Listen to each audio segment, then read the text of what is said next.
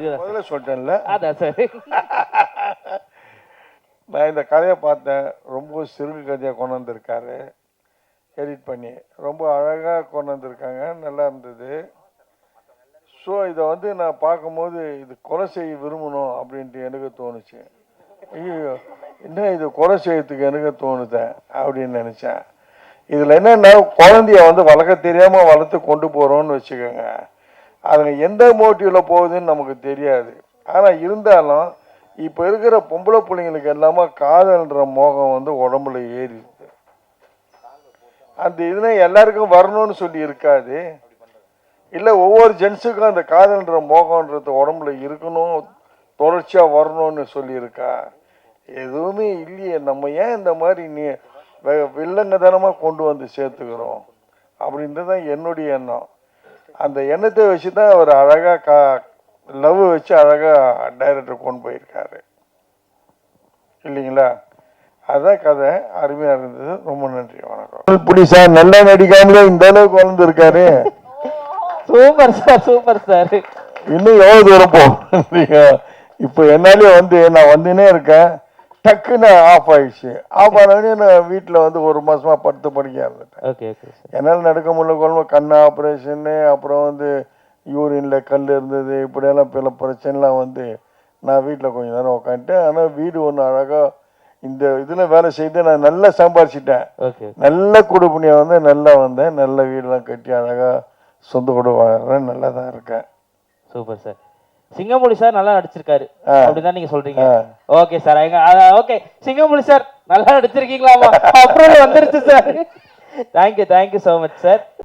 இப்போ நான் நடிச்சிருக்க படத்துக்கு சூப்பர் சார். அடுத்த படத்துக்கு வேற கட்ட சூப்பர் சார்.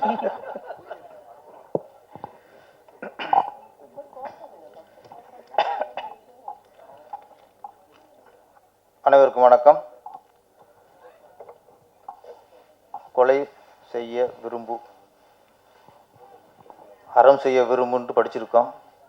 அது அந்த காலம் போல இருக்கு. இது இந்த காலம். இந்த காலத்தில் கொலை செய்ய விரும்புன்ட்டு இது புது ஆத்திச்சூடியாக இருக்குது. காலமும் அப்படித்தானே இருக்குது. காலத்துக்கு ஏற்ற பார்த்து தான் டைட்டிலும் வரும் போல இருக்கு. முதல்ல இயக்குனர் ஆதித்ய ரவிக்கு என்னை மனமார்ந்த பாராட்டுக்கள்.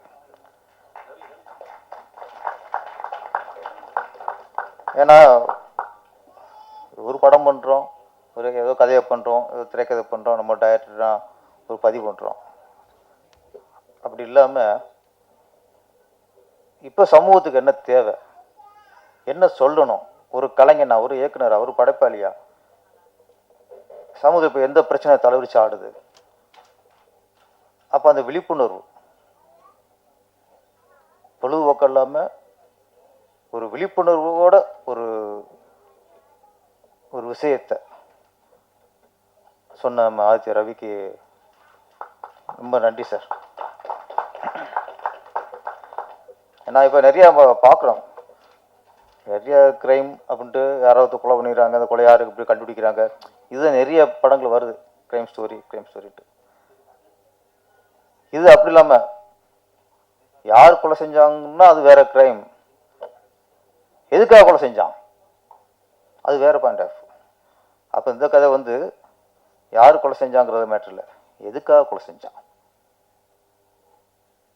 அந்த கேள்வியோட இந்த படம் தொடருது.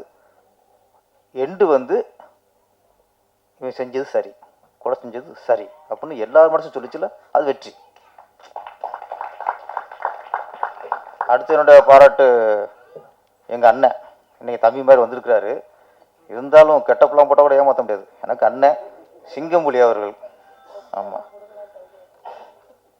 இயக்குனராக இருந்தார், எனக்கு சீனியர் அதில். அப்புறம் நடிகர், ஒரு குணஸ்து நடிகராக வந்தார். அப்புறம் முழுக்க முழுக்க காமெடியில் இருந்தார். ஒரு காமெடி, அவருக்குன்னு ஒரு லாங்குவேஜ், அவருக்கு ஒரு பாடி லாங்குவேஜ் ஒரு காமெடியில் கலக்குனார். நல்லா தான் போயிட்டு இருந்துச்சு. மகாராஜான்னு ஒரு படம் பார்த்துட்டு அதுக்கப்புறம் இவர் பார்க்க எனக்கே பயம். அவ்வளோ ஒரு கொடூரமான வில்லன். 100 நம்பியார் சமமாக இருந்துச்சு. ஏன்னா நம்பியாருன்னா எம்ஜிஆர் சாட்டில் அடிப்பார், மேட்ச் போனால் பொண்ணு மேலே கை வைப்பார், அப்புறம் எம்ஜிஆர் கை விட்டு விட்டார். அது டோட்டலாக ஒரு ஒரு கேரக்டர் மேலே எப்போ வெற்றினா அது கதாபாத்திரம் பார்த்துட்டு போயிடாம திருப்பி அவங்கள பார்க்கும்போது அந்த கதாபாத்திரத்தோடு பார்க்கும்போது ஒரு ஒரு பயம் இருக்குங்களா, அது அவர்கிட்ட இருந்துச்சு. இப்போ கொஞ்ச நாளாக பழையபடி திருப்பி நான் நெருங்கி கொஞ்சம் பழகியிருக்கேன் அவர்கிட்ட. அவருக்கு ஒரு விஷயம் சொல்லணும், இப்போ சொல்லிடணும். நமக்கு தெரிஞ்ச ஸ்கூல் ஒன்று, அந்த ஸ்கூல் ஆண்டு விழாவுக்கு அப்பப்போ நாம் திரையுலகிலேருந்து சில விஐபியில் பிரபலங்களை நான் அந்த விழாவுக்கு அனுப்பி வைப்பேன் சிறப்பு விருந்தினராக. போன வருஷம் கேட்டாங்க, நம்ம யாரை அனுப்புனாலும் ஓகேன்றாங்க. சரி அண்ணே சொன்னால் உடனே போயிடுவாரே அப்படின்ட்டு சிங்கம்புலி எப்படி அப்படின்னேன். ஐயோ அப்படின்னாங்க. என்னடா ஐயோ ஐயோ அப்படின்னா, உண்மையிலே வேணாட்டாங்க ஸ்கூலில். அவங்க விஐபி கிடைக்கிற பெரிய விஷயம், இவர் எவ்வளோ ஒரு விஐபி. அந்த நேரத்தில் இவர் பண்ண அந்த கேரக்டரு ஸ்கூலில் பிரின்ஸ்பாலில் இருந்து ஹெட்மாஸ்டர்ல இருந்து பசங்கள்லாம் பயந்துருங்க அப்படின்ட்டு வேணான்னாங்க. ஆனால் இந்த கொலை செய்ய விரும்பு படம் அந்த இமேஜை உடைச்சிருச்சு. அந்த வில்லனுங்கிற இமேஜ் உடைச்சிருச்சு. இன்னைக்கு ஒரு பொண்ணுக்கு எதிரானவருங்கிற ஒரு இமேஜ் இருந்துச்சுல, இன்னைக்கு பொண்ணுகளுக்கு பாதுகாப்பானவர், பொண்ணுகளுக்கு ஒன்றா வந்து நிற்கக்கூடியவர். அந்த இமேஜ் ஒரு இதுதான் இப்போ திரைப்படங்கிறது. ஒரு படத்தை ஒரு இமேஜ் வரும், அடுத்த திரைப்படம் அந்த இமேஜை உடைக்கும். அப்போ எல்லா சைட்லையும் மிகப்பெரிய ஒரு ஒரு வில்லனாக சித்தரிச்ச ஒரு இமேஜ் இருந்த இந்த சிங்கம்புலி அவருடைய இமேஜை கொலை செய்ய விரும்பின ஒரு படத்தில் அப்படியே மாற்றின எங்கள் டைரக்டருக்கு மீண்டும் நன்றி. சாதாரண அவசியம் இல்லை. நான் நினைக்கல, சரி அப்பா கேரக்டரு ஒரு ஹியூமர் அப்படியே கரெக்டாக பண்ணியிருப்பார் போல இருக்கு அப்படின்னா, மனுஷன் ரங்காராவ் மாதிரி என்ன உணர்ச்சிகரமான நடிப்பு. ஒரு இடத்துல நெகிழ்ந்துட்டேன். அதோட வழி எதுவுமே இல்லை. பெத்த பொண்ணே பெத்த அப்பாட்ட நெருங்க முடியாத ஒரு சூழ்நிலை வருது பத்தியில, எந்த பொண்ணும் வரக்கூடாது. அதுக்கு பெத்த பொண்ணு அப்பனை கொலை பண்ணிடலாம்.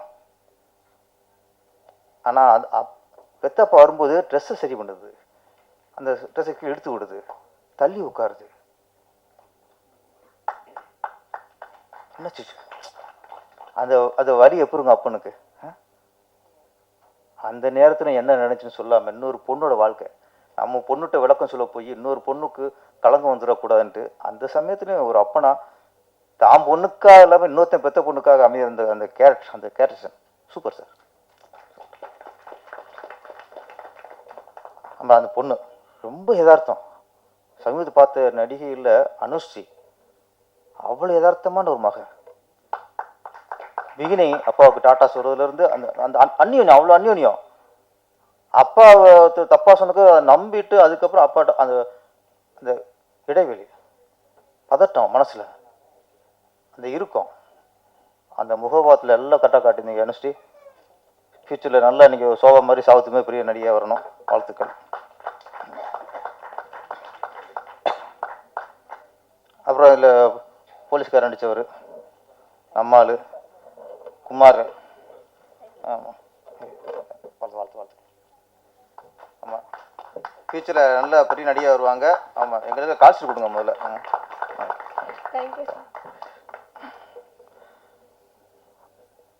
அவர் என்னோட திருப்பாச்சி படத்தில் ஒரு ஸ்டில் ஃபோட்டோகிராஃபர். எங்கே காணோம் மீசை? ஓகே, அங்கேயும் போயிட்டியா? ஸ்டில் ஃபோட்டோன்னு பின்னாடி நீங்கள் வாங்க. உங்கள் நடிப்பும் சூப்பர், எல்லோரும் நல்லா நடிச்சிருந்தாங்க. இதில் டோட்டலாக நல்ல ஒரு படைப்பு. எனக்கு ஒரு இன்னொன்று பண்ணியிருக்கலாமோன்னு ஒன்று தோணுச்சு இயக்குனருக்கு. கொஞ்சம் பேர பேசணும், எனக்கு எல்லாம் பேசணும் டிஸ்டர்ப் ஆகும் எனக்கு. இப்போது தாம் பொண்ணு வந்து ஒருத்தனை லவ் பண்ணுதுன்னு விஷுவலாக ஒருத்தனை காட்டுறீங்க, ஓகே. அந்த பொண்ணு சொல்கிறாரு வேணாப்பா நல்ல வேலை சொல்கிறாப்புல. நமக்கு புரியுது வேறு யாரை நினச்சி சொல்கிறான்ட்டு. அந்த பொண்ணும் இல்லை நல்ல வேலைன்னு சொல்லுது. ஆனால் அவன் யார் நமக்கு மேக்ஸிமம் யாரும் தெரிஞ்சிருந்தா கூட சில இந்த பாமர மக்கள் இருப்பாங்க, இன்னும் கொஞ்சம் இது இருப்பாங்க.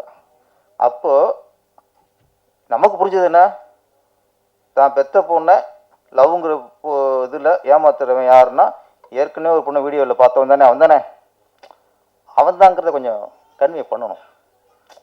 அது நீ பண்ணல, நாங்கள் புரிஞ்சுக்கோம், நாங்களாம் புரிஞ்சுக்கிறோம், எங்கே இருக்கிறவங்க புரிஞ்சுக்கிறோம். நீ தான் அது இன்னும் அவன் தான் இவனா அந்த கொலை பண்ணும்போது கொளுறா அப்படின்னு எங்களுக்கும் அது வெறி வரும். ஆனால் அது கொஞ்சம் அது மட்டும் தான், மற்ற எல்லாமே சூப்பர். படம் பார்க்க பார்க்க பார்க்க பார்க்க நம்ம கதையாக பார்க்க முடியல. என்னை பொறுத்த வரைக்கும் இது கதையாக பார்க்க முடியல, சமூகமாக பார்க்க முடியுது. சமூகத்தில் வர செய்திகள் தினசரி ஃபேஸ்புக் ஆகட்டும், ட்விட்டர் ஆகட்டும், பத்திரிகைகளாகட்டும், யூடியூப்பில் வர செய்திகளாகட்டும், அதோட இணைச்சதுனால பார்க்க முடியுது. எத்தனை செய்திகள் சமூகத்தில் நான் பார்த்துக்கோம். 2 வயசு பொண்ணை சீரழிச்சாங்கல்ல, அந்த நாடு தானே இது. ஒரு பொண்ணு பாத்ரூம் போகிறதுக்காக வீட்டை விட்டு கொஞ்சம் ஒதுக்குப்புறா போகுது, அங்கே சீரழிச்சாங்கல்ல, அந்த நாடு தானே இது. பல்கலைக்கழகம் படிக்க போகிற பொண்ணை சீரழிச்சாங்கல்ல, அந்த நாடு தானே இது. கோயம்புத்தூர் ஹாஸ்டலில் இருந்து லவோட பேசுது, அது ஒரு கும்பல் சீரழிச்சதுல, அந்த நாடு தானே இது. அப்போ இது வந்து உண்மை கதை, இது வந்து உண்மை கதை. சமுதாயத்தில் உள்ள பிரச்சனை பிரதிபலிப்பு தான் இந்த கொலை செய்ய விரும்பு. இது சுதந்திர நாடா அப்படின்னா என்ன சுதந்திர நாடு, என்ன சுதந்திர நாடு? சுதந்திரம் வாங்கி கொடுத்த காந்திஜி என்ன சொன்னார்? என்னைக்கு இரவு 12 மணிக்கு ஒரு பொண்ணு நகையெல்லாம் அணிஞ்சிட்டு தனியாக போகுதோ அன்னைக்கு தான் அது உண்மையாக சுதந்திரம் அடைஞ்ச நாடு அப்படின்னாரு. அவர் என்ன சொன்னார்? அவர் நினச்சாருன்னா நகையத்தான் பிடிக்கிட்டு போய் நினச்சார் சார் காந்தி. நம்மள அவர் நம்பிக்கை, நாளை இளைஞர்கள் மேலே அவருக்கு அவ்வளோ நம்பிக்கை இருந்திருக்கு, நகையத்தான் பறித்து போவாங்கிட்டு.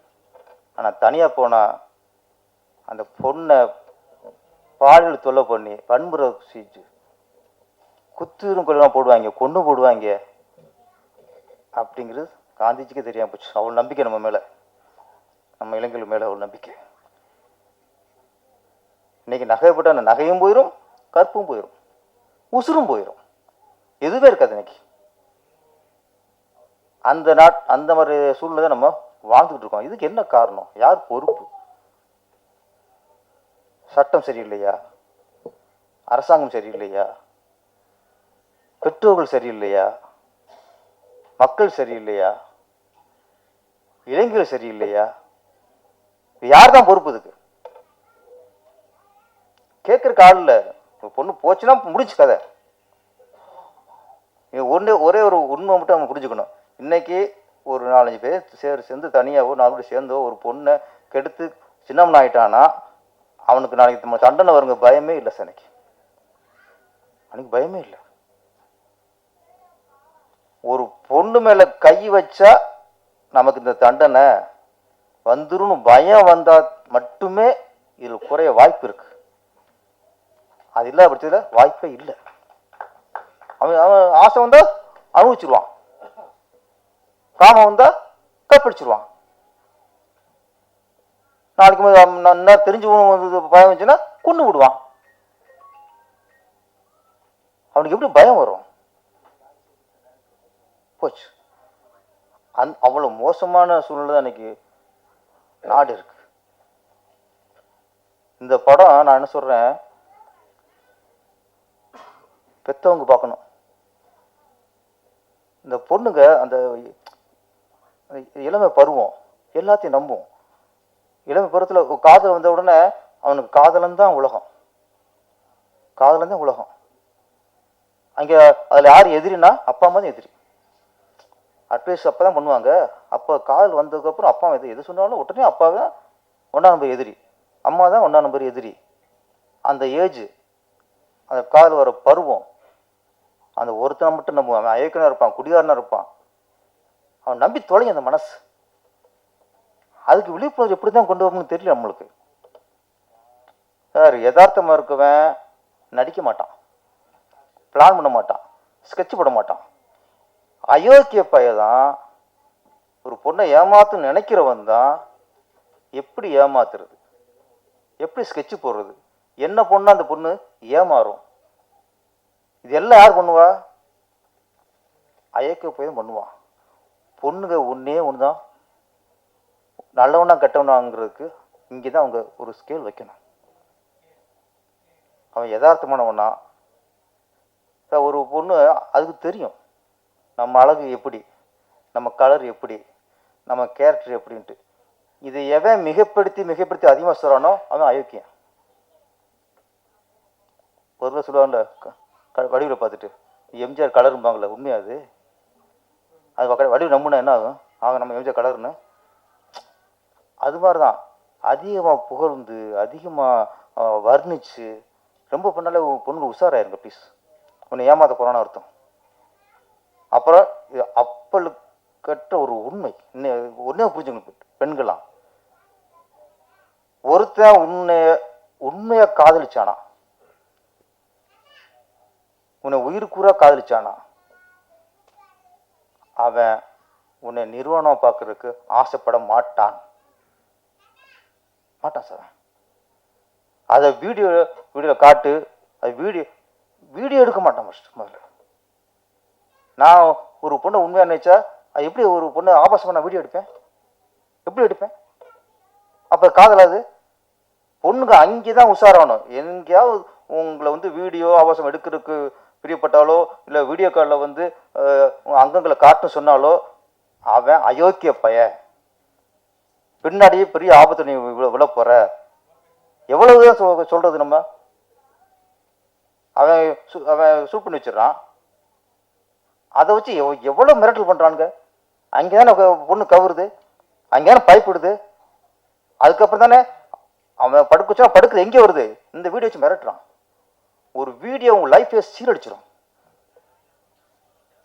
பெண்கள் லவ் பண்ண தப்பு இல்லை, லவ் காலங்காலமாக இருக்கு. அது ராமாயண காலத்துலேருந்து மகாபாரத காலத்துலேருந்து அது புராண காலத்துலேருந்து காதல் இல்லாமல் எந்த காவியம் இருக்கு? காதலுங்கிறது காவியம். அது இன்னைக்கு காமயமா போச்சு. இன்னைக்கு காதல்னாலே காமம். ஒரு பொண்ணு லவ் பண்ணா எப்படி அவளை அடையிறது? அப்போல்லாம் ஒரு பொண்ணு லவ் பண்ணா இது எப்படி கல்யாணம் பண்ணுறது? அது அப்பா எப்படி சம்மதிக்க வைக்கிறது? நம்ம அப்பா அம்மா எப்படி சம்மதிக்க வைக்கிறது? இதானே இருந்துச்சு. இப்போ அது இல்லை. லவ் பண்ணால் எப்படி இந்த பொண்ணை அடையிறது? அதுக்கான ரூட் என்ன? அடைஞ்சிட்டா முடிச்சு, அதுக்கப்புறம் முடிச்சு, அவ்வளோதான். இன்னைக்கு காதலுங்கிறது 100ல் 1 2 தான் உண்மையான காதலாக இருக்குது. மற்ற எல்லாமே ஃப்ராடு. இன்னும் டைம் பாஸாக இருக்குது, இல்லை இவங்களுடைய போதைக்கு அவ்வளோ பள்ளியாடாக்க வேண்டிய இருக்குது. பெண்கள், படிக்கிற பெண்கள் தான் அதை புரிஞ்சுக்கணும். ஏன்னா சீரழிச்சிட்டா முடிஞ்சு வச்சு. நான் எத்தனை செத்து போச்சு, சீரழிச்சு கொண்டு விட்டாங்கல்ல. நல்லா டைலாக் வந்துச்சு. ஒரு பொண்ணு உசுறு பண்ணதுக்கு அப்புறம் என்ன தண்ணை ஊற்றி என்ன மசுக்கு டைலாக் சூப்பராக வச்சுருந்தீங்க. என்ன எதுக்குது? உசுறு போச்சு, பொண்ணை சீரழிச்சு விட்டாங்க, அது உசுரும் போச்சு. அப்புறம் அவன் செத்த ரசிப்பான். நான் பூரா அப்பங்காரன் என் பொண்ணை கெடுத்து ஒன்று தூக்கு தொங்க விட்டாங்க, ரசிக்க முடியுமா சார்?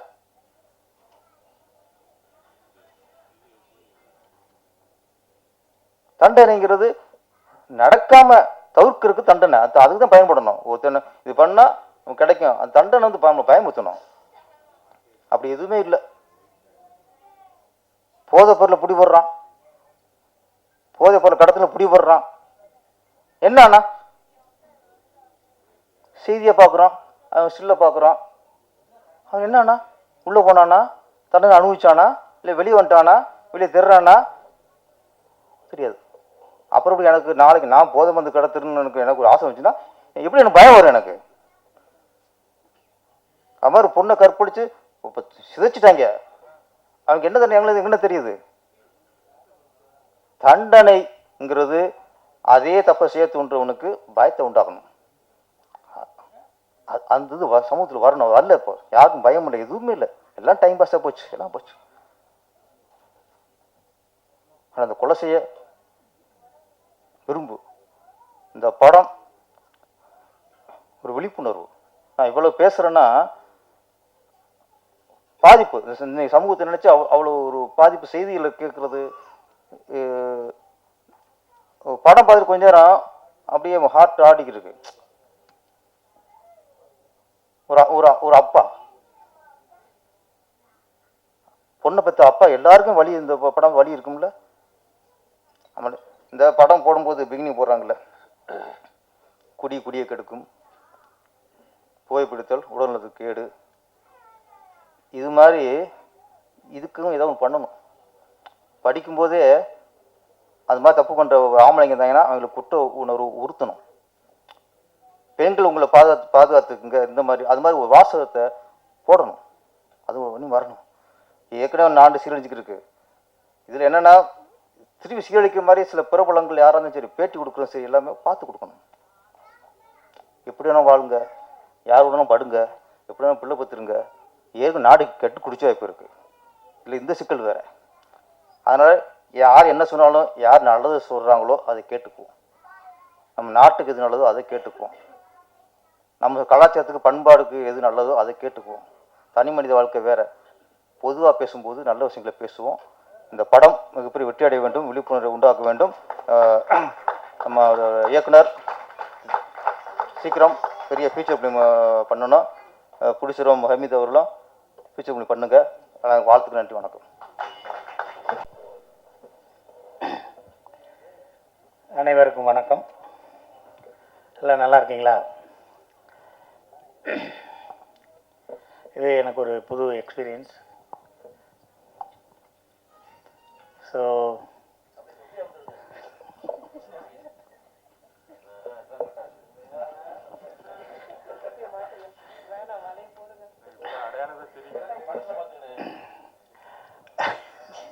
ஏன் குமார் ஃபங்க்ஷனுக்கு வந்த? ஓகே. இந்த ஷார்ட் ஃபிலிமில் ஒரு நாள் ஒரு ஃபைன் டே வீட்டில் இருந்தேன். அப்போ குமார், என்னோட நாட்கள்லாம் தேதியெல்லாம் பார்க்குற ஒரு மேனேஜர், மாயாண்டி குடும்பத்தில் எனக்கு அண்ணனாக நடிச்சிருப்பார். ராஜ் முதல்வனோட கசின் குமார், ஸ்டில் ஃபோட்டோகிராஃபர். நம்ம திருப்பாச்சி படத்துக்கெல்லாம் அவர் தான் ஸ்டில் ஃபோட்டோகிராஃபர். அவர் வந்து நம்ம அமித் சாரெல்லாம் கூப்பிட்டுட்டு வீட்டுக்கு வந்தார். ரவி சார் வந்தார், டைரக்டர்லாம் வந்தாங்க. வந்துட்டு ஒரு கதை சார், அதை கேளுங்க அப்படின்னா கதையெல்லாம் சொல்லி முடித்தோடனே, இது எப்போ ஷூட் பண்ண போகிறோம், எங்கே ஷூட் பண்ண போகிறோம், எத்தனை நாள் ஷூட் பண்ண போகிறோன்னு. இது ஒரு 4 நாள் எடுப்போம் அப்படின்னாரு. 4 நாளா? 4 நாள் எப்படி வருது? இது ஒரு ஷார்ட் ஃபிலிம் அப்படின்னு.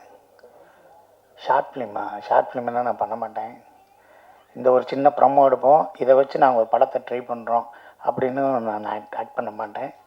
நான் படம்னா தான் பண்ணுவேன், வேறு எங்கேயும் அதெல்லாம் இல்லை, நான் வரமாட்டேன் அப்படின்னு. அப்படியே உட்காந்துட்டு ரவி சொன்னார், சார் மகாராஜா பார்த்தேன், அதிலிருந்து உங்களை நான் மாற்றி பார்க்கணும்னு ஆசைப்பட்றேன். அது ஹமீத் சாரோட ஸ்கிரிப்ட் ஒன்று இருக்குது, ப்ரொடியூசரோட ஸ்கிரிப்ட் ஒன்று இருக்குது, அதுக்காக தான் வந்தோம். நீங்கள் பண்ணுறதா பண்ணுங்கள், இல்லாட்டி நான் இது வேண்டாம், நாங்கள் பண்ணலை அப்படின்னாங்க. ஸோ நம்ம எடுக்கிற ஒரு முடிவில் ஒரு ப்ராஜெக்டே நிற்கிது. அதில் ஒரு 4-5 பேர் ஒர்க் பண்ண போகிறாங்க. ஒரு கேமராமேன் வர போகிறாரு, ஒரு லைன் ப்ரொடியூசர் வர போகிறாரு, எடிட்டர் வர போகிறார், மியூசிக் டைரக்டர் வர போகிறாரு, ஒரு சின்ன டீம் வரப்போகுது. அவங்களுக்கு வந்து இன்னொரு பெரிய பிளாட்ஃபார்ம் கிடைக்க போகுது. அதில் ஒரு பிஸ்னஸ் இருக்குது. நம்ம சொல்கிற ஒரு இதில் அது தவறு நடந்துடக்கூடாது, சரி இதை பண்ணலாம் அப்படின்னு சொல்லி தான் இந்த படம் பண்ணது. பேரரசு சார் சொன்னது முற்றிலும் உண்மை. அவர் அந்த மாதிரி ஒன்றை பார்த்துட்டு இந்த மாதிரி ஒன்று பண்ணும்போது உனக்கு ஒரு சின்ன சேஞ்ச் இருக்குல்ல, பெரிய சேஞ்சே இருக்குது அப்படின்னு என்னை பாராட்டினார். அதுக்கு எனக்கு ஒரு நன்றியை தான் சொல்லணும். இவங்க ஹோஸ்ட் பண்ணாங்கள்ல, தாரா, ஒரு நாள் வந்து எப்படி போகிறதுன்னு தெரில, அயலி வெப் சீரிஸுக்கு போனேன். போகையில் நீங்கள் ஏசி பஸ்ஸு போட்டிருக்கோம், வர முடியுமா சார்னு கேட்டாங்க. சரின்னு சொல்லிட்டு சரி போகலாம் அப்படின்னு சொல்லிட்டு ஒரு 3.5 இயர்ஸ் முன்னாடி நான் போனேன். அப்போ பக்கத்தில் இன்னொரு கம்பார்ட்மெண்ட்டில் அந்த பஸ்ஸில் ஏசி கோச்சில் ஒரு பொண்ணு பெட்ஷீட்டை பற்றி படுத்துருக்கு. என்னை பார்க்குது. காலையில் இறங்குது, நானும் இறங்குறேன். இறங்கிட்டு அந்த பொண்ணு பெட்டி எடுத்துகிட்டு போகுது. நான் எந்த ஹோட்டல்னு தெரியல. அப்படியே நைட்டு ஏர்லி மார்னிங் 4 o'clock நிற்கிறேன். கொஞ்ச நேரம் கழித்து அந்த ஹோட்டலில் சர்ச் பண்ணிட்டு போனால் அந்த ஹோட்டலில் இது நிற்கிது. ஏம்மா நீங்கள் தானே நடிக்க வர்றீங்க, வாங்க சார் எனக்கு தெரியும் சார் அந்த ஹோட்டல்னு சொல்லி கூப்பிட்டு வர வேண்டியதானம்மான்னேன். சிரிக்குது. சரி நல்ல பிள்ளை அப்படின்னு சொல்லி அயலியில் அவங்களோட ஆக்ட் பண்ணேன் நான். அப்பயே வந்து டெய்லி டிஸ்கஷன் பண்ணி அதெல்லாம் அவங்களோட ஃபோட்டோலாம் நல்லா இருந்துச்சு. அதான் அந்த அயலியோட மிகப்பெரிய ஹிட்டு. அதுக்கப்புறம் சார் சக்தி சரண் இங்கே ஒருத்தர் இருக்கார் சார். உட்காருண்ணே. அஜித் படத்தில் ஃபஸ்ட்டு இவரை வச்சு தான் மொதல் ஷாட்டே நான் எடுத்தேன். எங்கன்னா இவரை படுக்க வச்சு இவர் மண்டைக்கு பக்கத்தில் ஒரு ஜீப் வந்து நிற்கணும். அது ரிவர்ஸ் ஷாட் எடுத்துருக்கலாம். ரிவர்ஸ் ஷாட் எடுத்துனா கரெக்டாக வந்துருக்கும். இவர் நான் படுக்க வச்சு அங்கேருந்து ஜீப் நேராக வந்து காதுகிட்ட நிப்பாட்டுங்கன்னே. அவர் வெளியே போய் யார்கிட்டயோ பேசிட்டுலாம் வந்தார். இன்றைக்கி நம்ம வேலையை முடிச்சிடுவாங்கம்மா, பொங்கலை தின்னுட்டு படுத்த அப்படின்னாரு. நானும் அப்போ வந்து படுக்க மாட்டிங்களா, சேஃப்டியாக தானே ஓட்டுறோம், உங்களுக்கு என்ன இருக்குது சார், நான் சாமி கும்பிட்றதுக்கு உங்களுக்கு என்ன சார் பிரச்சனை. ஆனால் நன்றிண்ணே, நீங்கள் நல்லா பண்ணியிருந்தீங்க. அதோட முதல்வன் படத்துலலாம் உங்களுக்கு மிகப்பெரிய பேர் இருந்துச்சு. இல்லை இந்த படத்தில் ஆக்ட் பண்ணிக்கிட்டு இருக்கும்போது ஒரு என்கரேஜாக ஒரு விஷயம் நடக்குங்கள. சாப்பிட்டீங்களா, வச்சிங்களா, மோர் குடிச்சிங்களா, ஜூஸ் குடிச்சிங்களா, உங்களுக்கு ஏசி போட்டு விடவா, உங்களுக்கு எதாவது கேர் வேணுமா, உங்களுக்கு என்ன வேணும் அப்படிங்கிறதெல்லாம் ரவி சாரோட மிஸ்ஸஸ் தான் பார்த்துக்கிட்டாங்க. ஏதாவது ஒன்று அந்த ஃபைட்லாம் ஒரு சின்னதாக எடுத்தோம். சார் இது மாண்டேஜ் எடுக்கிறீங்களே, மாஸ்டர் வந்திருக்காரா, இல்லை சார் நானே எடுப்பேன். ஓ அப்படியா. டைலாக்கு நானே எழுதிடுவேன். ஓ அப்படியா. ஃபைட்டு நானே எடுப்பேன். என்னடா இவர் அப்படின்னாரு. அப்புறமேல ஏதோ பண்ணிகிட்டு இருக்கும்போது அப்படியே ஏதோ வேர் தடுத்து பொத்துன்னு விழுந்துட்டேன் டம்முன்னு. ஆமாம் உங்களுக்கு விழுந்துட்டேன். ஒரு நைட்டு 10 மணிக்கு எப்படி விழுந்துட்டேன். அப்புறமேல் சரி சார் அப்படின்னாங்க. ஸோ அவங்களோட மிகப்பெரிய எஃபோர்ட்டு டைரக்டருக்கு வந்து அது மிகப்பெரிய ஹெல்ப்ஃபுல்லாக இருக்குது. ரவி சார் வந்து ஒரு நல்ல கிரியேட்டரு, ஒரு நல்ல ரைட்ரு. அவருக்கு சினிமாவில் நிறையா விஷயங்கள் தெரியுது. எதுவுமே கிளியராக இருக்கார். இந்த ஷாட் போகுது, இந்த ஷாட் போகுது, டூரேஷன், இந்த லென்த்து, இது அப்படின்னு சொல்லி எல்லாமே கிளியராக பண்ணுறாரு. ஸோ அவங்களுக்கு இந்த சினிமா ஒரு மிகப்பெரிய விஷயத்தை கொடுக்கும். கண்டிப்பாக நம்பிக்கையோடு இருங்க. சார் அமித் சார் இருக்கார். அதனால் நீங்கள் அடுத்து நீங்கள் பண்ண போகிறது ஒரு பெரிய படம், ஃபியூச்சர் ஃபிலிமாக நீங்கள் பண்ணணும். அது கூடிய சீக்கிரத்தில் நடக்கும். சாரை விட்டுறாதீங்க. சார் வந்து நிறையா வச்சுருக்காரு. சார்கிட்ட பார்த்தது மாதிரி சார் வச்சுருக்கிற மாதிரி நான் எங்கேயுமே பார்த்ததில்ல. அது மாதிரி இருக்கும்.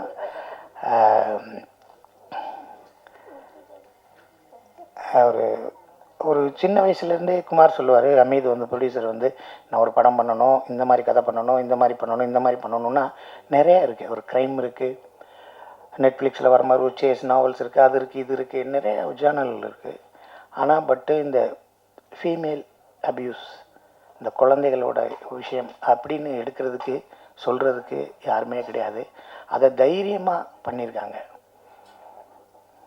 கண்டிப்பாக இந்த படம் வந்து பெண் குழந்தைகளை பெற்றவர்களுக்கு வந்து மிகப்பெரிய ஒரு விழிப்புணர்வாகவும் அந்த குழந்தைகளுக்கு மிகப்பெரிய ஒரு அட்வைசபிளான ஒரு விஷயமாகவும் இருக்கும். கண்டிப்பாக இருக்கும். ஆனால் அந்த பெண்கள், அந்த குழந்தைகள் வந்து அந்த வயசு தெரியாது. ஆனால் இதெல்லாம் பார்த்துட்டோம்னா ஒரு 100ல் ஒரு 2%, 2 விழுக்காடு குழந்தைகள் கூட ஒரு சுதாரிப்பாக இருந்துட்டா அது இந்த படத்தோட வெற்றி. அறம் செய்ய விரும்பு ஆறுவது சினம் அப்படிங்கிறதான் படிச்சிருக்கோம். எனக்கே நேற்று ஈவினிங் தான் எங்கள் மேனேஜர் அனுப்பிச்சி விட்டார், கொலை செய்ய விரும்புன்னு. அப்படி போடுங்க அப்படின்னேன் நான். ஸோ இந்த கொலை எதுக்காக செய்யுதுன்னு பேரரசு சார் கரெக்டாக சொல்லிட்டார். உங்களை பெற்று வளர்த்து படிக்க வச்சு உங்களை பாராட்டி சீராட்டி வளர்க்குற அப்பா அம்மாவுக்கு தெரியும் நீங்கள் யார் கூட கரம் பிடிக்கணும், எங்கே போய் வாழணும், என்ன செய்யணும்னு. காதலிங்க, ஒன்றும் தப்பு இல்லை. பேரரசு சார் சொன்ன மாதிரியே சொல்கிறேன், காதலிங்க. ஆனால் சூஸிங் ஒய்ஸ்லி நல்லா தேர்வு பண்ணுங்க. அதுதான் நீங்கள் படித்த படிப்புக்கும் உங்கள் அப்பா அம்மாவுக்கும் நீங்கள் செய்கிற மிகப்பெரிய கடமையாக இருக்கும். நீங்கள் என்றைக்குமே சொல்லாதீங்க. ஒரு நாள் சொல்கிறேன், அப்பா நல்லவன்ப்பா நான் கட்டிக்கிறேன் அப்படின்னு. நீங்கள் சொல்கிற வார்த்தை பல நாள், பல வருஷம், பல மாதம் நீங்கள் பரிசோதனை பண்ணி எடுக்கப்பட்ட முடிவாக அது இருக்கணும். எடுத்தோம் கவுத்தோம்னு இருக்கக்கூடாது. பெற்றோர்களை நேசிங்கள். பெற்றோர்கள் பெண் குழந்தைகளையும் எல்லா குழந்தைகளையும் அதிகமாக நேசிக்கிறார்கள். இந்த சமூகத்துக்கான ஆட்களா, ஒரு நாகரிகமான சமூகத்துக்கு ஆட்களா, ஒரு சிறப்பான குழந்தைகளா, சிறப்பான எதிர்காலத்துக்கு ஒரு நல்ல குழந்தைகளா நீங்கள் இருக்கணுங்கிறதான் என்னோட ஆசை. எல்லாம் படித்து எல்லா மெத்தனமான அறிவெல்லாம் தேவையில்லை. டிசிப்ளின். அப்பா சம்பாதிக்கிறாரு, ஃபேன் அமுத்துங்க, வேஸ்ட்டாக போகக்கூடாது. அப்பா சம்பாதிக்கிறாரு, லைட் அமுத்துங்க. கொஞ்ச நேரம் 10 நிமிஷம் வீட்டில் வேலை பாருங்க, வீட்டை சுத்தமாக வச்சுருங்க. அம்மா சாப்பிட்டானுங்க, அப்பா சாப்பிட்டானுங்களே, சாப்பிட்றதுக்கு முன்னாடி அப்பாவுக்கும் அம்மாவுக்கும் கொஞ்சம் போல ஊட்டி விடுங்க. உங்களுக்கு அவங்க ஊட்டி விடுவாங்க. இல்லைப்பா எனக்கு இது போதும்ப்பான்னு நீ சொல்லி பழகுங்க. இல்லைப்பா எனக்கு இந்த செல் எனக்கு போதும்ப்பா, நான் இந்த மார்க் எடுத்தேன்னா எனக்கு அந்த செல் வாங்கி கொடுப்பான்னு கேளுங்க. அப்பா அம்மா குழந்தைகளை பாதுகாப்பாங்க. அதே நேரத்தில் குழந்தைகள் அப்பா அம்மாவை நேசித்தா இந்த உலகம் நல்லா இருக்கும். இந்த படத்தை பார்த்து நான் சொன்ன மாதிரி ஒரு சின்ன 1 விழுக்காடு 2 விழுக்காடு பெண்கள் சுதாரிச்சிட்டா, பெண் குழந்தைகள் சுதாரிச்சிட்டா நல்லாயிருக்கும். நன்றி, வணக்கம். சரி சார் இது வரைக்கும் நீங்கள் வந்துட்டீங்க. இதுக்கப்புறம் நம்ம எப்போ மீட் பண்ண போகிறோம்னு கூட எனக்கு தெரியாது சார். உங்களை மாதிரி லெஜெண்டரியான அடுத்த ஆடியோ ஃபங்க்ஷன் இருக்கு. அதான் சார். ஆனால் இப்போ வந்ததுக்கப்புறம் உங்கள்கிட்ட கண்டென்ட் வாங்காம உங்களை அனுப்புறதுக்கு எனக்கு மனசே இல்லை சார். ஒன்றும் இல்லை சார், இது அவுட் ஆஃப் கண்டென்ட் தான். போட்டு விடுங்க.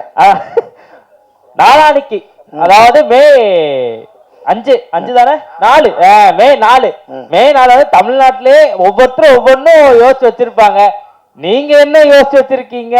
எது வரணும்னு ஆசைப்படுறீங்க? இல்ல அங்கிருந்து சொன்னானே தாங்கள் விரும்பும், அதாவது மக்கள், நான் ஒன்று நினைப்பேன். கண்டிப்பா சார். நான் அதை வந்து சொல்லக்கூடாது. கண்டிப்பா. ஓட்டு போட்டும்போது சிம்பிள் காட்டக்கூடாதுன்னு சொல்லுவாங்களே, அது மாதிரி நம்ம ஒன்று நினைக்கிறோம், மக்கள் என்ன நினைக்கிறாங்க தெரியல. மக்கள் எல்லாம் வாக்களிச்சிட்டாங்க. ஒரு மிகப்பெரிய ஒரு விஷயம் நடக்க போகுது. அந்த விஷயம், அந்த மிகப்பெரிய விஷயமா இல்லை, நல்ல விஷயம் ஒன்று நடக்க போகுது. Super sir, super. நல்ல விஷயம் நடக்க போகுது.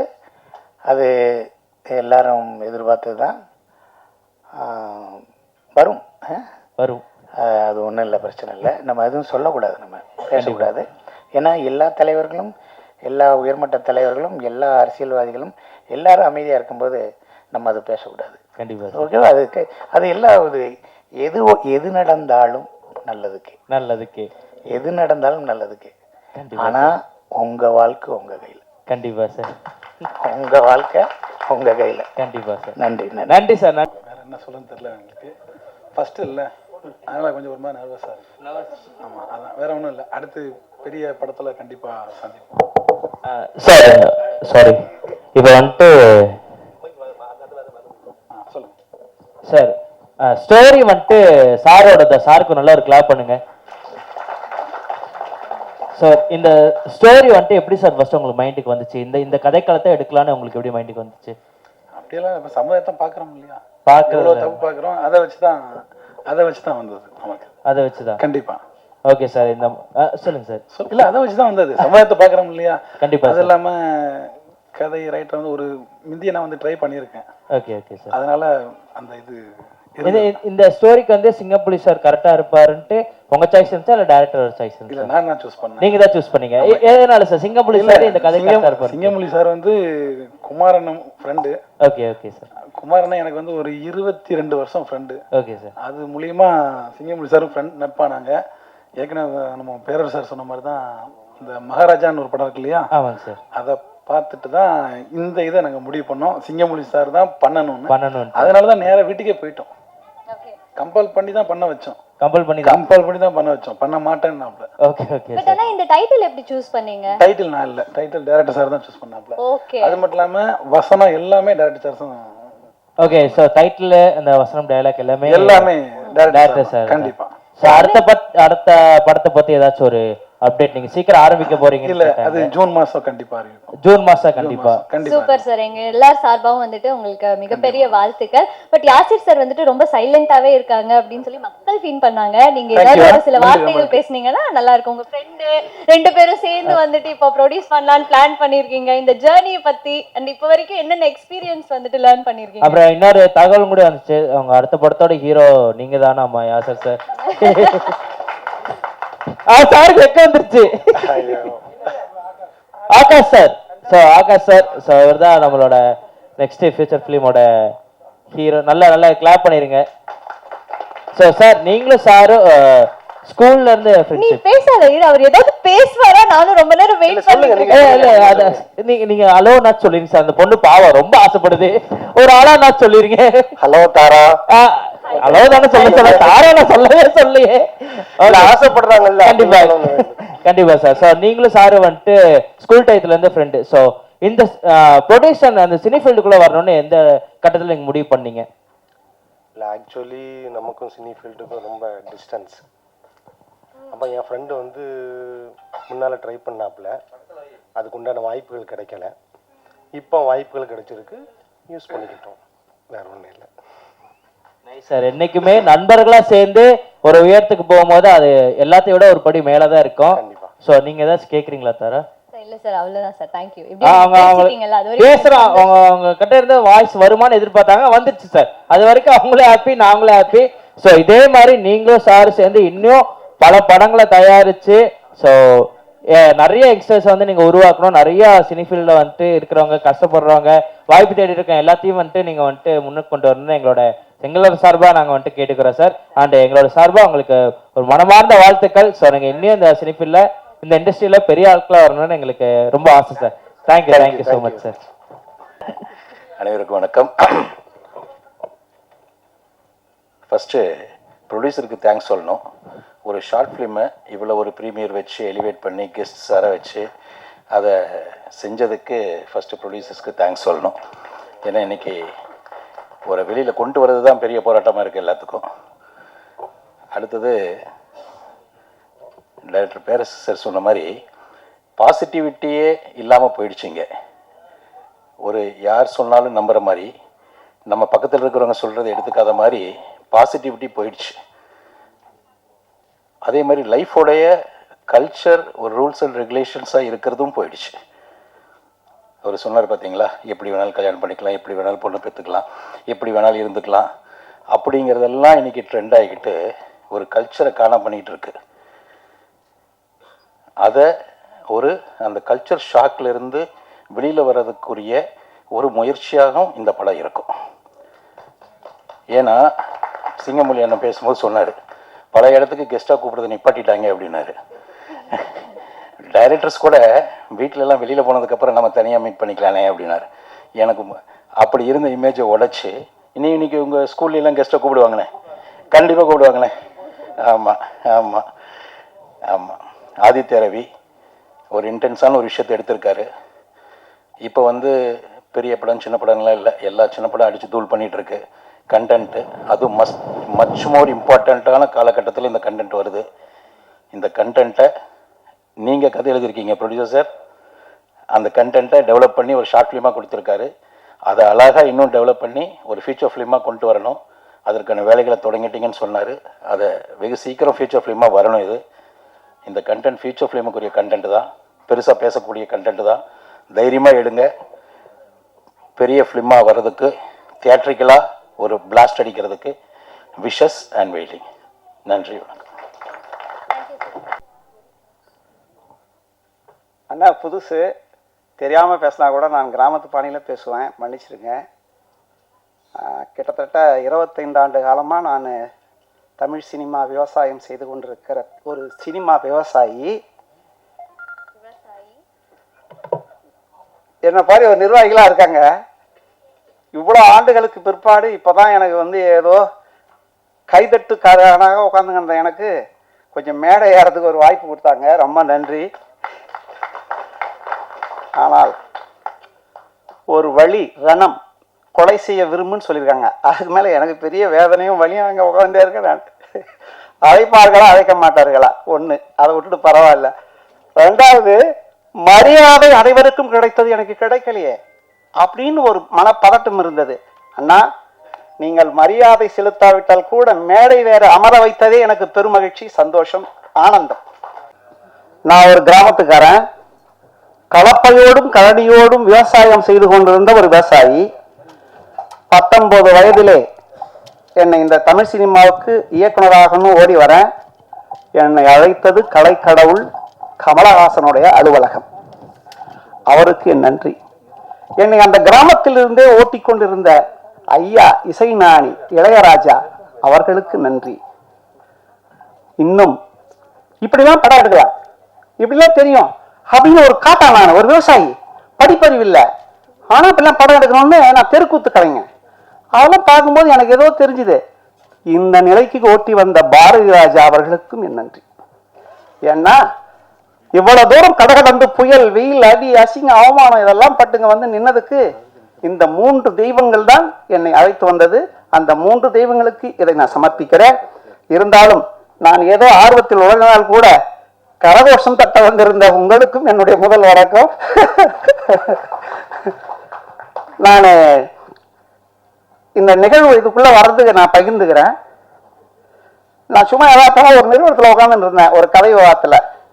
தம்பி ஆனந்தன்னு ஒருத்தர் வந்தார், அண்ணான்னு ஃபோன் அடிச்சுட்டே இருந்தார். அந்த அழைப்பை நான் ஏற்கிறதே இல்லை. ஆனால் வந்தார், திரும்பி தொடர்பு கொண்டார். என்னப்பான்னு கேட்டேன். அப்போ ஒளிப்பதிவாளர் அண்ணனும் அவரும் வந்தாங்க.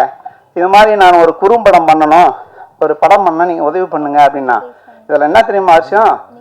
நேற்று முளைத்த காளான் போல் திடீர் என்று செய்கிற உப்புமா போல உடனே ஷூட்டிங் பண்ணணும். எனக்கு ஒரு லொகேஷன் கொடுங்க. அது எங்கன்னா பெரிய பாதுகாப்பே இல்லாத ஒரு இடத்துல படப்பிடிப்பு நடத்தணும்னு கேட்டோம். நான் என்ன பண்ணுவேன், கடவுளா?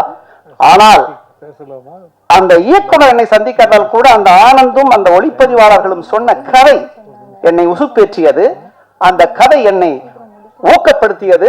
இந்த கதைக்கு எப்பாவது நாம் உறுதுணையாக இருக்க வேண்டும் என்று தீர்மானித்து எவ்வளவு பெரிய காலகட்ட நெருக்கடியான இடங்களில் கூட இந்த படப்பிடிப்பை நாங்கள் நடத்தினோம். அதனாலதான் இந்த கழுத்துக்கு மாலை வராத நேரத்தில் கூட எனக்கு கொஞ்சம் கவலை இருந்து கொண்டேதான் இருந்தது. அதெல்லாம் செஞ்சுட்டாங்க. அப்புறம் அந்த படம் பண்ணும்போதெல்லாம் அந்த இயக்குநர்கிட்ட வந்து நீ ஒரு வேஷம் பண்ணுங்களா அப்படின்னு சொன்னாங்க. என்ன வேஷம் பண்றதுன்னு நான் தெரியலன்னா அந்த வேஷத்துக்காக உள்ள பொண்ணு வந்து என்ன கேட்டாரா. ஒரு படப்பிடிப்புல இருந்தார் இயக்குனர். அப்ப வரும்போது இருக்காங்க டைரக்டரு அப்படின்னு முதல் முறையா என்கிட்ட அறிமுகப்படுத்தினாங்க. இன்னும் அந்த இயக்குனர் அதிகமா பேச மாட்டாரு, என்னன்னு கேட்க மாட்டாரு, பாக்குறாரு, பார்த்தாரு, உள்ள போங்க வாங்கன்றாரு, போகன்றாரு. இவர் என்ன ஒரு கோமாளி மாதிரி இருக்கிறாரு அப்படின்னு எதுவுமே பேச மாட்டாரு. அப்படின்னு கம்முன்னு போயிட்டு இருக்காரு. எனக்குள்ளுக்குள்ள வருத்தம், இதுக்குள்ள போகலாமா வேணாமா, இதெல்லாம் செய்யலாமா செய்யக்கூடாதா அப்படின்ற ஒரு மனப்பக்குவம் எனக்கு வந்துட்டே இருக்கு. இதில் மேல சந்தேகம் கொண்டு கொண்டே இருக்கிறேன். ஆனால் இந்த படத்தின் வேடமிட்டு நான் களத்தில் இருக்கும்போது அந்த இயக்குனம் செய்த லீலைகளும் அந்த இயக்குனம் செய்து என்னோடு வேலையாற்றிய பணி வாங்கிய நிலையும் கண்டு நான் ரொம்ப ரொம்ப ரொம்ப ரொம்ப பெருமடைஞ்சேன். என்னடா அது, நம்ம ஏதோ கெட்டியக்காரனா தெருக்கூத்துல பார்த்தீங்கன்னா கெட்டியக்காரனை ரொம்ப கேவலமா பேசுவாங்க. அவன் தான் அந்த கதாபாத்திரத்தையும் அந்த தெருக்கூத்தையும் களைப்பில்லாமல் கடத்தி செல்கிற ஒரு முக்கிய கதாபாத்திரம் தான் அந்த கெட்டியக்காரன். அது மாதிரி நீங்க ரவி சார் அவர்களே, நீங்கள் கெட்டியக்காரன் தான், ஒரு மிகப்பெரிய கலைஞர் தான். ஆனா அதே மாதிரி நான் காட்சியில் நின்று நடிக்கும் போது எப்படியாவது இது மாதிரி யார் நடிக்கிறாங்க அப்படின்னு கேட்டாங்க. அண்ணனுக்கு எனக்கும் ஒரு சின்ன இடையூறு இந்த சிங்கமொழி என்ன, அதனால யாரு அண்ணன் நடிக்கிறாருனாங்க. இங்கிருந்து நேரம் அவருடைய அறைக்கு போனேன். அண்ணன் வணக்கம்னா அண்ணன் வாங்க கமலே எப்படி இருக்கிறன்ட்டு என்னுடைய சினிமா பின்னணியை பத்தி பேச ஆரம்பிச்சாங்க. ஆனால் பிரிந்து கிடந்த நட்பை கூட மீண்டும் இணைத்து விட்டது என் நண்பன் ரவி. நம்ம குமார் சில்குமார் எங்களை வந்து ரொம்ப பெரிய நட்புக்குள்ளா ஒரு கூட்டுக்குழு குடும்பமா மாத்தி விட்டா. அப்படி அண்ணன் இந்த படத்தில் பணி செய்து பணம் கிடைத்ததோ இல்லையோ நல்ல புகழ் கிடைத்தது, உங்களுடைய நட்பு அதை விட அதிகம் கிடைத்தது. எனக்கு மிக பெரும் மகிழ்ச்சி. இங்கே மிகப்பெரிய அறிவாளிகளும் பெரிய ஜாம்பவான்களும் சாதனையாளர்களுக்கு மத்தியில என்ன சாமானியனை மேடை ஏற்றியதே இந்த ஆண்டில் கிடைத்த முதல் பெரும் பரிசாக நான் நினைக்கிறேன். இங்கே இதை கண்டு அவருக்கு பெருமை சேர்த்ததை பெருமையாக கொள்கிறேன். இப்ப நான் ஒரே ஒரு கோரிக்கை வச்சுட்டு போறேன். கோடம்பாக்கத்திற்கு இந்த செய்தியை பிரகடனம் செஞ்சுட்டு போறேன்.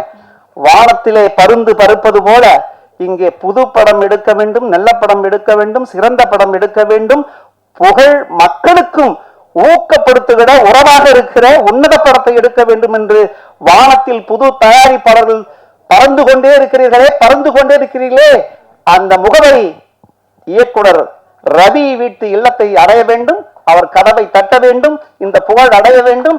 அவர் நிச்சயமாக அவரிடம் இருந்து சிறந்த படங்களை, சிறந்த கதை. ஏன் சொல்றேன்னா, ஆனா நான் ஒன்னும் கொஞ்சம் பேசுறேன். அந்த ஒரு அழுகிற காட்சியில் ஒன்று நடந்துனே இருந்துச்சு. அங்க நிறைய நான் பேசினே இருந்தேன், வளன்னு.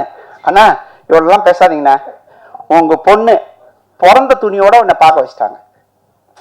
ஒரு கணம் இதயம் கனத்தது, இமயம் துடித்தது, உள்ளம் பூர்வீகமானது, பூத்து குலுங்கியது. எனக்கு என்னடா அது ஓம் மாதிரி இருந்தாரு, டக்குன்னு ஒரு வாரத்திலே இவ்வளவு பெரிய கதையை சொல்லிட்டாரு அப்படின்னு மிகப்பெரிய எனக்கு ஒரு ஆனந்தமா இருந்தது. இயக்குனரே, உங்கள் எழுத்தெல்லாம் படமாகும், உங்கள் எழுத்தெல்லாம் திரைக்கு வரும், உங்கள் தூரம் நீண்ட தூரம் இருக்கும், உங்கள் பயணம் மிகப்பெரியது. முடிந்தால் அந்த தமிழ் சினிமாவில் நானும் கிடக்கிறேன், எங்காவது உங்களுக்கு முட்டு தருவனாக, தோளில் சுமப்பவனாக நான் இருக்கிறேன். உங்களோடு நான் பக்கம் நிற்கிறேன். உங்கள் எழுத்துக்கள் வெல்லும், நீங்கள் வெல்வீர்கள். உங்கள் அனைவருக்கும் எனது நன்றி, மகிழ்ச்சி, ஆனந்தம். எல்லாருக்கும் வணக்கம்.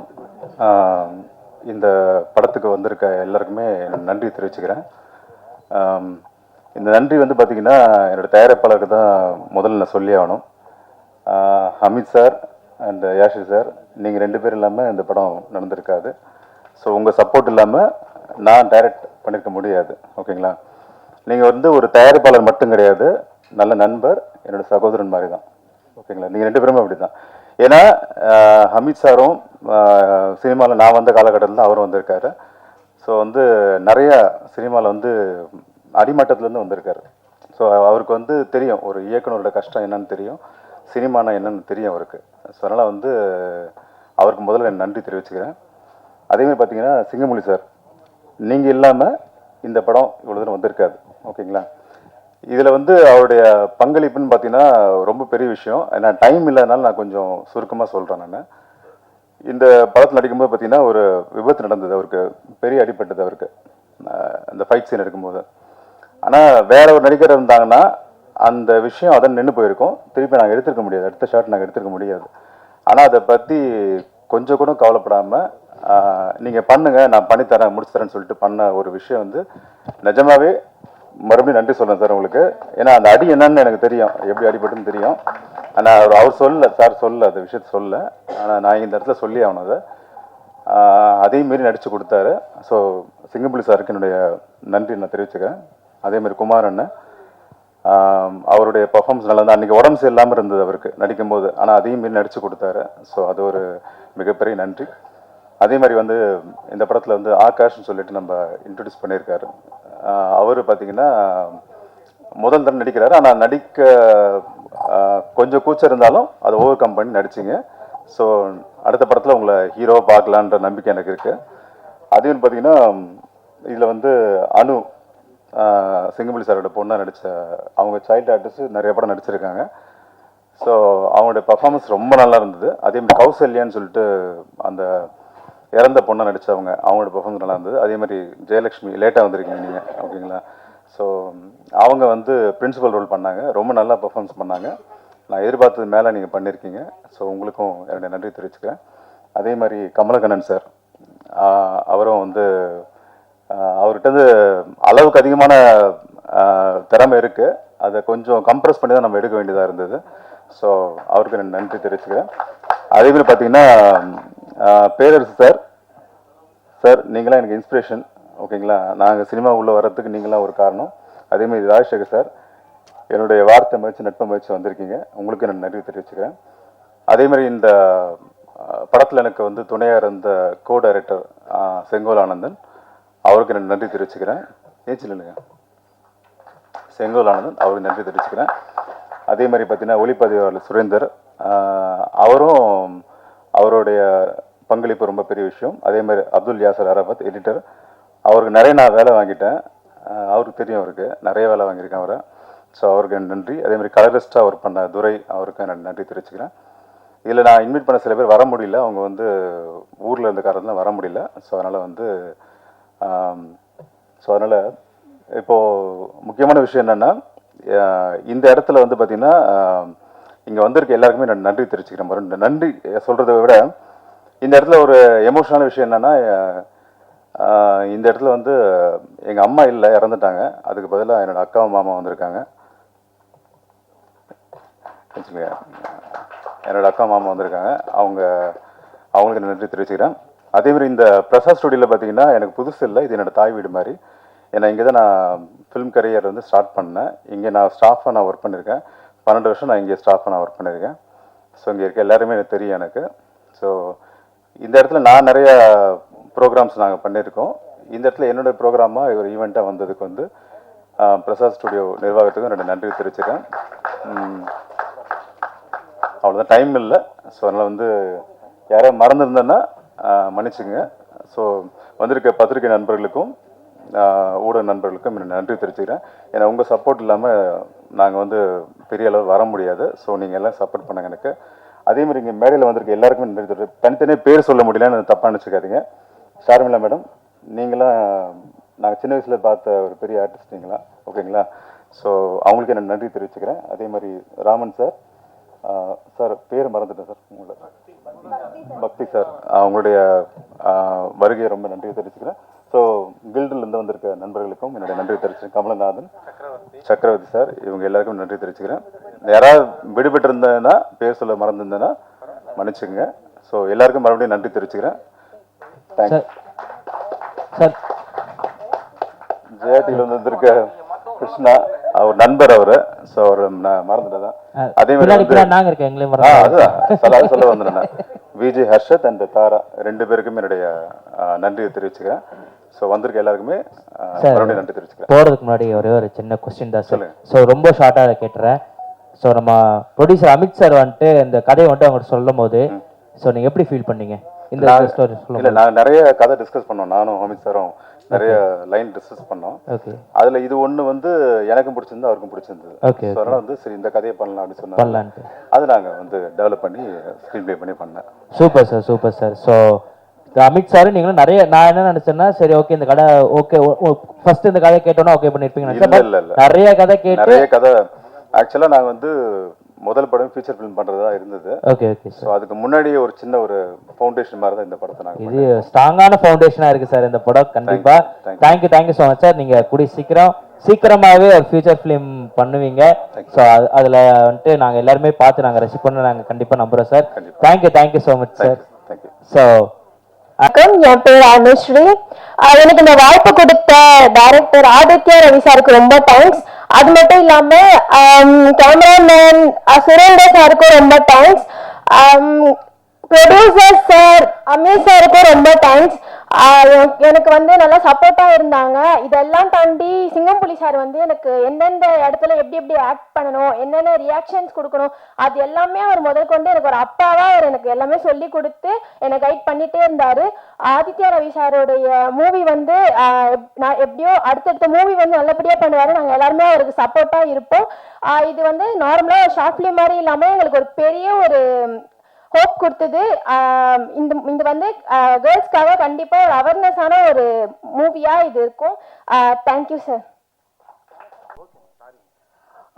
எல்லாருக்கும் வணக்கம். நான் ரொம்ப டைம் வேஸ்ட் பண்ண விருப்பப்படல. எல்லாருமே நிறைய விஷயங்கள் எடுத்து சொல்லிட்டாங்க. நான் வந்து ஆக்சுவலாக சிங்கம்புலி சார் ஆக்டிங் நீங்கள் பார்த்தீங்கன்னா அவரும் அனுஷ்வியும் அப்பா பொண்ணாவே வாழ்ந்திருக்காங்கன்னு சொல்லலாம். உண்மையிலே இறந்து போன என்னுடைய டேடியை ஞாபகப்படுத்திட்டார் அவரு. உண்மையிலே எனக்கு அவர் சீன்ஸ் பார்க்கணும் அழுகையாக வந்துருச்சு. அதுவும் ஒரு பொண்ணை பாத்ரூம்ல மோசமா பார்த்த ஒரு நபர் தன்னுடைய பொண்ணு ஷோல்டர்ல கை வைக்கும் போது ஒரு எக்ஸ்பிரஷன் சார் கொடுத்தாரு. ரொம்ப அருமையா இருந்துச்சு. ஒரு கோபம், அதே நேரத்தில் ஒரு அதை கட்டுப்படுத்தி அது ரொம்ப பியூட்டிஃபுல்லான ஒரு சீனா இருந்துச்சு. Very very nice. And of course police inspector character பின்ன எடுத்துட்டீங்க சார், கேட்கவே வேணாம். பட் இதுல எல்லாத்த விட இன்னும் ஒருத்தரை நம்ம ரொம்ப பாராட்டணும். யாருன்னு கேட்டால் ஆகாஷ். ஏன்னா இந்த படத்தை பார்க்கும்போது எல்லாரும் திட்டக்கூடிய ஒரு கேரக்டர் ஆகாஷ் தான். பட் தைரியமா அந்த கேரக்டர் எடுத்து அவர் நடிச்சிருக்காரு. எந்த ஒரு மனக்கசப்பும் இல்லாம he has done genuine job. So congratulation Akash. இது ஒரு முக்கியமான விஷயம் சொல்லதான் இப்போ மைக்கே எடுத்தேன் நான். ஏன்னா நான் இங்கே நிறைய சோஷியல் இஷ்யூஸ் நான் பேசிட்டு இருக்கேன், யூடியூப்ல எல்லாம் பார்த்துருப்பீங்க. எனக்கு வந்து இப்போ என்ன ஒரு விஷயம்னாக்கா, எதை திறனாலும் ரேப் ஆச்சுனாலும் சரி, இந்த ட்ரக் கேஸ்னாலும் சரி, எல்லாமே நீங்க பாத்தீங்கன்னா ஆயுள் தண்டனை அது எதுக்கு கொடுக்குறீங்க? 3 வேளையும் உட்கார வச்சு சோறு போட்டு ரெஸ்ட் எடுங்கன்றீங்க. இது ஒரு தண்டனையா? அப்போ இந்த கொலை செய்ய விரும்ப பார்த்த உடனே எனக்கு ரொம்ப ரொம்ப சந்தோஷமா இருந்துச்சு. இது எல்லாத்துக்கும் ஒரு தூக்கு தண்டனை கொடுக்கணும் அப்படின்ற ஒரு அவேர்னஸ் கிரியேட் ஆச்சுன்னா இந்த படத்து மூலமா உண்மையிலே இந்த படத்துடைய சக்ஸஸ் அது. ஏன்னா பெண்களுக்கு விழிப்புணர்வு இருக்கு வந்துருச்சு. பட் இருந்தாலும் சில நேரத்தில் இந்த காம இச்சைக்கு அவங்க பலி ஆயிடுறாங்க, அது உண்மை தாண்டு. பட் இந்த டைம் கரெக்டாக இந்த மூவி நீங்கள் ப்ரொடியூஸ் பண்ணியிருக்கீங்க, கரெக்டான டைம். ஏன்னா யூடியூப் திறந்தாலே ட்ரக் எடிக்ஷனால் வர பிரச்சனைகள், அடுத்தது இந்த ரேப், இதுதான் வந்துட்டு இருக்கு. இப்போ பேரண்ட்ஸ் சொன்னது கரெக்ட். இந்த டைம்ல இந்த படம் வர்றது வந்து மிகப்பெரிய plus point. So congratulations entire team. என்ன ஒன்று, இது ஒரு ஃபீச்சர் ஃபில்மாக நீங்கள் எடுத்துருந்தீங்கன்னா ரொம்ப சந்தோஷப்பட்டுருவேன். தேங்க்யூ.